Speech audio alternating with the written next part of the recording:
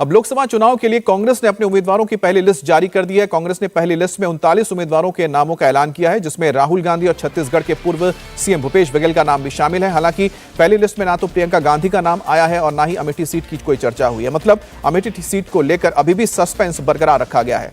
राहुल गांधी इस बार भी केरल की वायनाड सीट से चुनाव लड़ेंगे, जबकि छत्तीसगढ़ के पूर्व मुख्यमंत्री भूपेश बघेल को छत्तीसगढ़ के राजनांदगांव से मैदान में उतारा गया है। शशि थरूर अपनी पुरानी सीट तिरुवनंतपुरम से फिर उम्मीदवार होंगे। लिस्ट में चौंकाने वाला नाम कांग्रेस के संगठन महासचिव केसी वेणुगोपाल का है। उन्हें केरल की एलपी सीट से टिकट दिया गया है। 2009 और 2014 में भी वो इस सीट से जीत चुके हैं। शशि थरूर अपनी पुरानी सीट तिरुवनंतपुरम से एक बार फिर से उम्मीदवार है। उनके मुकाबले बीजेपी ने केंद्रीय मंत्री को उतारा है। कर्नाटक के डिप्टी सीएम डीके शिवकुमार के भाई डीके सुरेश बेंगलुरु ग्रामीण सीट से लड़ेंगे और ताम्रध्वज साहू को महासमुंद से सीट पे उतारा गया है।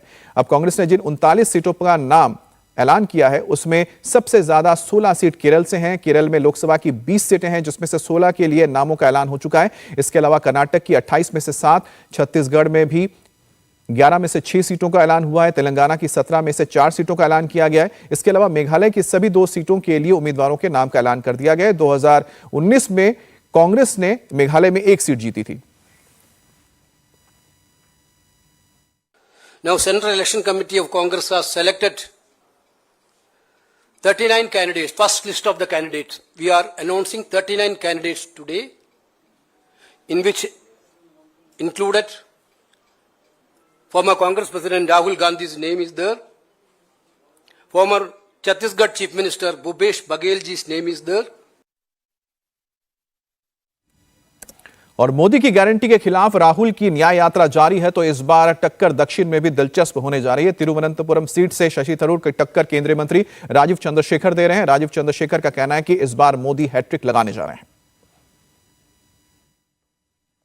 This party has entrusted me once again with the opportunity to defend my seat in Thiruvananthapuram. I've served the people of Thiruvananthapuram for 15 years now, and I look forward to an opportunity to continue that service. I think the people of Kerala this time will certainly not give the Congress the mandate that they gave them last elections.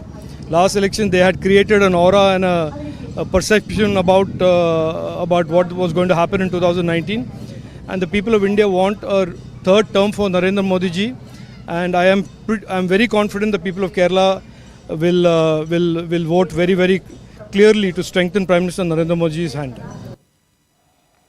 और कांग्रेस ने छत्तीसगढ़ की 11 में से 6 सीटों के लिए उम्मीदवारों के नामों का ऐलान किया है, तो बीजेपी पहले ही सभी 11 कैंडिडेट्स के नाम दे चुकी है। कांग्रेस उम्मीदवारों का कहना है कि इस बार जीत कांग्रेस की होगी। खड़गे जी, सोनिया जी और राहुल जी ने जो विश्वास व्यक्त किया मुझ पर, उसके लिए मैं उनके प्रति कृतज्ञता ज्ञापित करता हूं। साथ ही ये जो विश्वास व्यक्त किया है उस पर हम लोग खरे उतरेंगे। 6 कैंडिडेट छत्तीसगढ़ से उतारे हैं, डिक्लेयर हुआ है।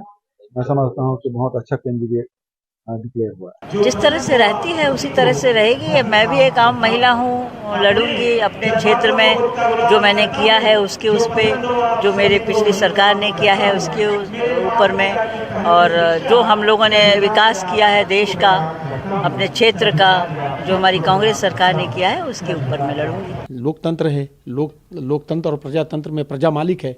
प्रजा जिसको बहुमत देगी, जिस पर विश्वास करेगी, उसको चुनाव जिताएगी।